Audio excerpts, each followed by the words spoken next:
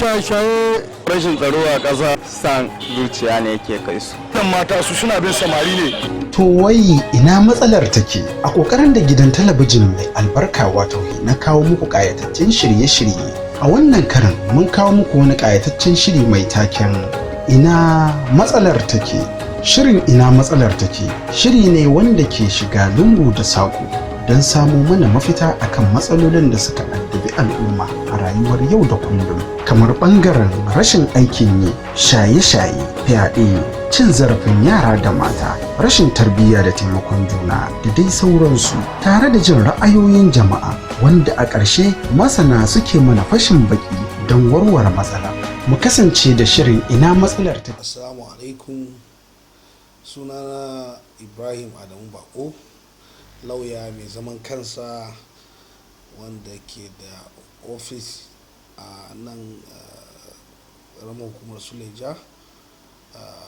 Lauya ne wanda yake gwagwarmaya kan abubuwan da ya shafi harkar al'umma da kuma wato abubuwan da suka shafi tauye ma mutane hakkinsu. To yau muna son mu yi magana ne akan wato laifin fyaɗe. Wato shi fyaɗe laifi ne wanda a dokokinmu na ƙasa ake kiransa rape, wato yin kusanci ko kuma ketawa mace ko namiji haddinta ko hakkinta ba tare da izininta ba. Shi wannan laifi na fyaɗe ana iya yi wa mace ma ana iya yi wa namiji a yanayin da dokan ƙasa ya tsara. Kuma wannan laifi ɗin gaskiya na fyaɗe laifi ne wanda ke da muni, saboda akwai shi tattare da wasu ƙalubale da dama. A yanayin a yanzu haka ana iya gujewa wannan matsala ko kuma laifi na fyaɗe. Na ɗaya, a ɗau mataki wajen ganin cewa yara ƙanana ba a bar su a hannun mutanen da ba a san halayensu ba, wato kamar iyaye su daina barin 'ya'yansu ƙanana, yaransu ƙanana ko kuma ma wanda suka wayo a hannun makauta, hannun wasu ma kawune. Wasu ma za ka ga wani ɗan gida ma shi zai iya lalata yara tarbiyyansu. To in iyaye suka ɗau wannan mataki ta wannan ɓangaren, sannan kuma ya kasance cewa an ƙara ɗau mataki wajen yi masu wato jawo hankulan wannan yaran da ana musu magana, wato kulle kasance ana musu abin da lecture ko zan iya ce bayani akan illolin wa'annan abubuwan da kuma irin hanyoyin da za a iya bi a yi musu fyaɗe. In yaran suka san da wa'annan hanyoyi to za su guje mata.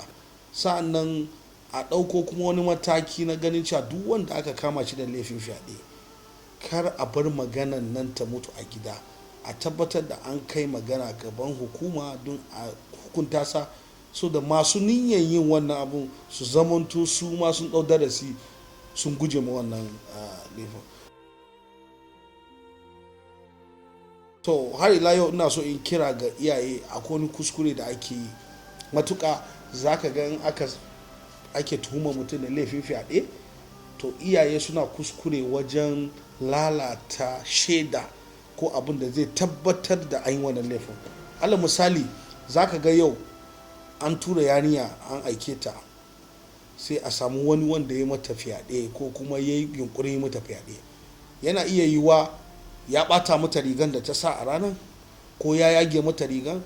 In aka dawo gida ba wanke rigan nan za a yi ba ko kuma ya da wannan rigan, a'a, a tabbatar da rigan nan a inda yake haka za a aje shi.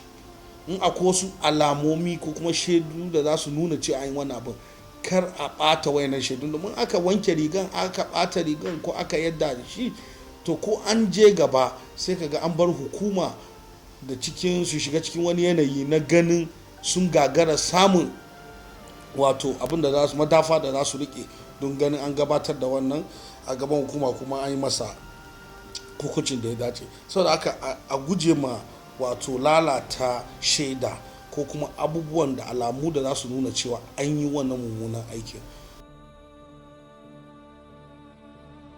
Bayan haka su kuma gwamnati, muna kira ga gwamnati da su ɗaura ɗamara na ganin cewa an inganta ɓangaren da ke kula da harkar fyaɗe.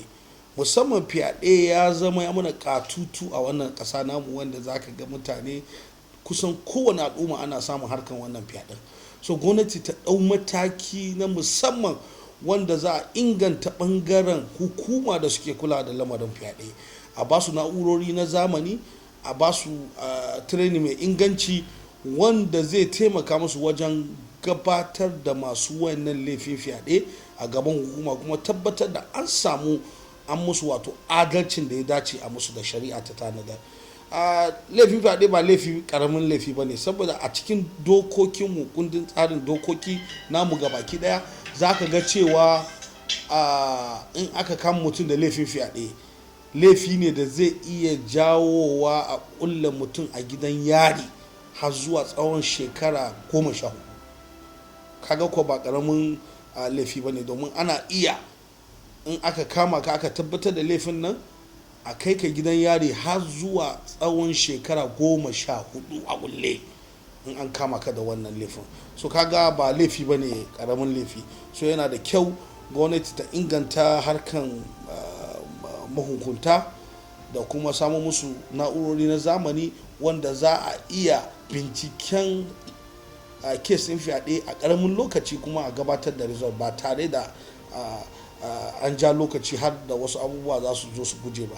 To ina ga bayan wannan muka za mu iya cewa an aka ɗau wayannan matakan aka sa su, kuma su ma iyaye suka yi la'akari da yanayin lokaci da ake ciki, su san cewa yana da kyau su kula da 'ya'yansu, su kuma mutane a waje su sani cewa fa wannan fyaɗe ɗin keta hakkin mutum ne, kuma ba ƙaramin cin mutuncin mace ba ne ko yaro a ce an samu ai masa fyaɗe wanda ba ta da abu ne wanda yake da muni sosai. So yana da kyau wanda suke da matsaloli irin wannan su ga hanyoyin da za su samun mafita.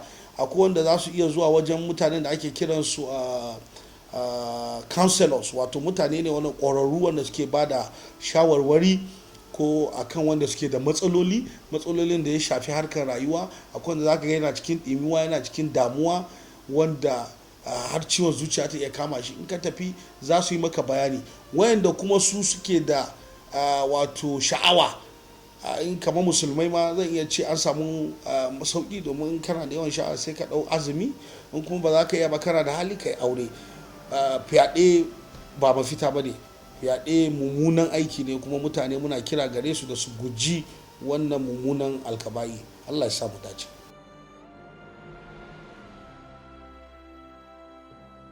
Ina so in sake amfani da wannan dama na yi ma wannan gidan talabijin na Afmaz addu'a da Allah ya kai fata mazauninta. Ina muku fatan alhairi dangane da wannan ayyukoki da kuke na fahimtar da mutane, al'umma gabaki daya. Hakikanin gaskiya Afmaz TV ta cancanci yabo, ta cancanci jinjinawa, saboda ganin namijin kokarin da kuke yi. Kuna da ma'aikata wanda suke da jini a baka, wanda kuma suke a shirye tsab na su ganin cewa sun gudanar da ayyuka na wannan gidan TV din. Ina wato zan iya cewa ina fata a cikin karamin lokaci na ji Afmaz TV ta zama gidan TV wanda duk faɗin duniya gabaki daya za a rinka alfahari da ita.